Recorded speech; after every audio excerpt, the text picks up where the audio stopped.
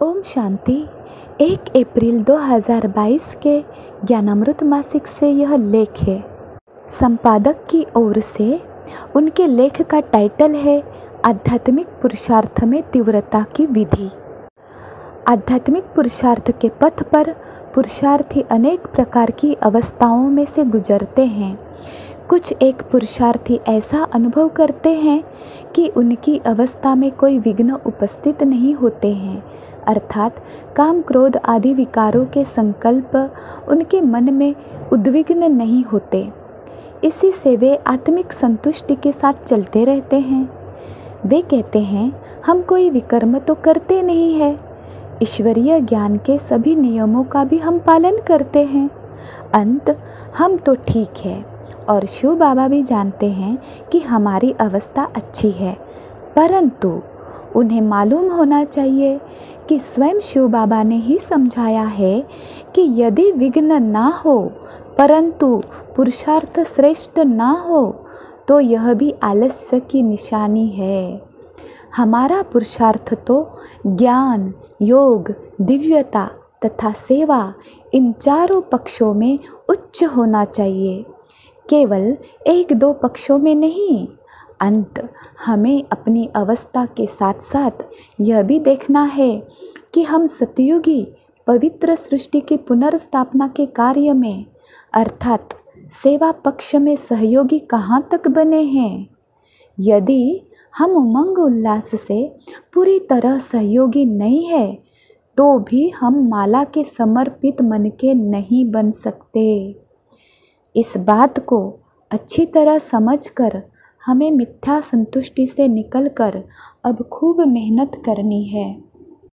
केवल सेवाधारी ही नहीं बने रहना है, न केवल वाचक ज्ञानी बनना है, बल्कि अब अपनी कमियों को दूर कर धारणा के शिखर पर पहुंचना है और साथ साथ ज्ञान, योग और दिव्य गुणों का उदारता से दान करना है। हर एक को, कुछ आत्माओं को माया की कीचड़ से निकालने का व्रत लेना है और स्वयं की कमजोरियों को मिटाने का भी समय निश्चित कर उस कार्य में उमंग उत्साह से लग जाना है। हमें अपने लिए, योगी दैवी परिवार के लिए, सहयोगी तथा जनता के लिए उपयोगी बनना है।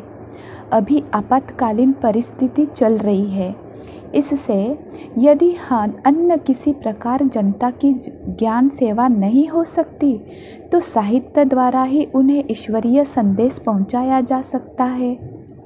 बहुत बार यह भी देखा गया है कि कई ब्रह्मावस्थ अच्छी प्रकार से सहयोगी तो है परंतु वे उसी प्रकार के योगी नहीं है, अथवा योगी तो है परंतु सहयोगी नहीं है। शिव बाबा ने हमें इस बारे में भी सावधान किया है कि हमें योगी और सहयोगी दोनों बनना है। दोनों का संतुलन रखने से ही जीवन में आनंद बना रहेगा, वरना केवल सहयोगी बने रहने से आत्मा में पूरी शक्ति नहीं भरेगी और केवल योगी बनने से सर्व के संबंध में नहीं आएंगे और सेवा के गुण आत्मा में नहीं भरेंगे। अब जबकि हमने शिव बाबा को जान लिया है, पहचान लिया है और मान लिया है, तो हमें उनसे पूरी तरह संबंध जोड़कर उनसे पूरी तरह सभी वरदान ले लेने चाहिए। गति भंग। कुछ पुरुषार्थी ऐसे भी होते हैं कि जिनके जीवन में एक बार विशेष परिवर्तन होने के बाद आगे प्रगति रुक जाती है।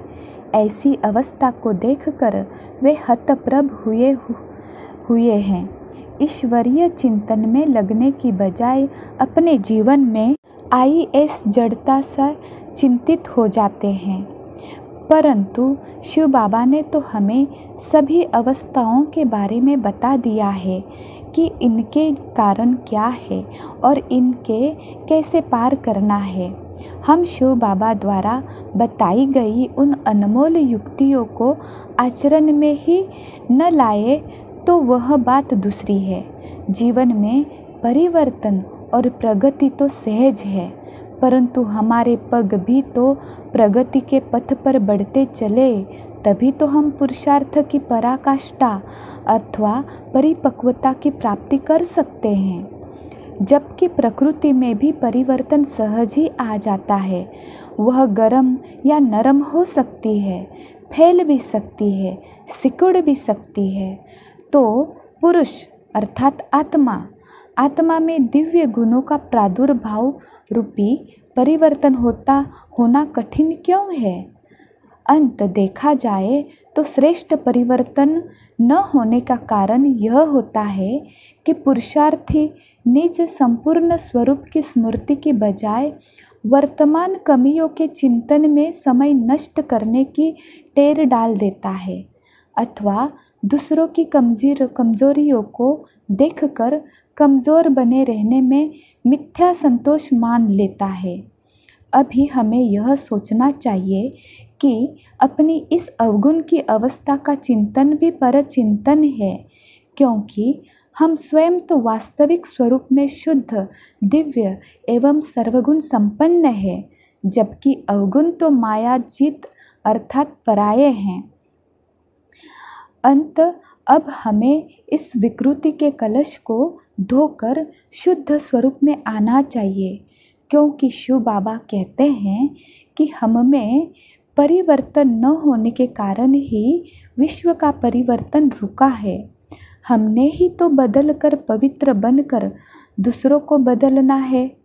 बदलना तो हमें है ही, वरना क्या साधारण जीवन में अच्छा लगता है? नहीं।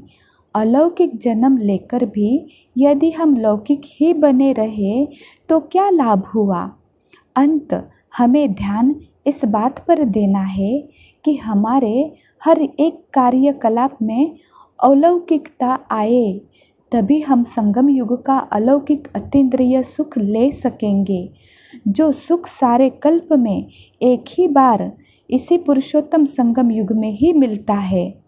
शिव बाबा द्वारा मिले वरदानों का प्रयोग अपने इस पुरुषार्थ को तीव्र करने के लिए अथवा इस विकारी जीवन को बदलकर श्रेष्ठ बनाने के लिए शिव बाबा ने हमें 3 अनमोल वरदान दिए हैं। एक है लाइट, दूसरा है माइट, तीसरा है डिवाइन इनसाइड। लाइट माना ज्ञान, माइट माना योग शक्ति, डिवाइन इनसाइड माना दिव्य दृष्टि। यदि हम इन तीनों को प्राप्त करते हुए इनके प्रयोग की विधि जानकर पुरुषार्थ के पथ पर चलते चलेंगे तो निश्चय ही हमारी संतोषजनक उन्नति होगी। देखा जाए कि वर्तमान समय उन्नति में मुख्य रूप से 3 ही रुकावटें हैं। एक तो व्यर्थ संकल्प, जिन बातों से हमारा संबंध नहीं उनका यदि हम वर्णन अथवा चिंतन करते हैं तो गोया हम समय, संकल्प, श्वास इन सब खजानों को व्यर्थ गवाते हैं। इसके लिए शिव बाबा ने हमें यह उपाय बताया है कि संकल्पों के बारे में हम यह ध्यान रखें कि हमारे मन में जो संकल्प उठ रहा है क्या वह ऐसा है कि जिससे हम शिव बाबा पर बलिहार कर सके। जैसे हम भोजन में केवल उन्हीं चीज़ों को लेते हैं जिनका शिव बाबा को भोग लगाया जा सकता है, वैसे ही हमारे संकल्प भी ऐसे ही होने चाहिए कि जो शिव बाबा पर बलिहार किए जा सके। यदि हम इस बात का ध्यान रखेंगे तो हमारी स्थिति अच्छी रहेगी। दूसरी बात यह है कि हमें अब किसी भी प्रकार की कामना नहीं रखनी चाहिए। शिव बाबा ने बताया है कि कामना करने से परिणाम साधारण हो जाता है। साधारण परिणाम तो हम चाहते नहीं है। अंत हमें कामना छोड़ देनी चाहिए। शिव बाबा ने यह भी समझाया है कि फल की कामना रखना गोया कर्म फल ताज़ा ताज़ा खा लेना है। अंत अब हमें इन कामनाओं से भी ऊंचा उठकर पुरुषार्थ को तीव्र बनाना है, ताकि यह अंतिम अवसर कहीं हाथ से निकल ना जाए। अच्छा, ओम शांति।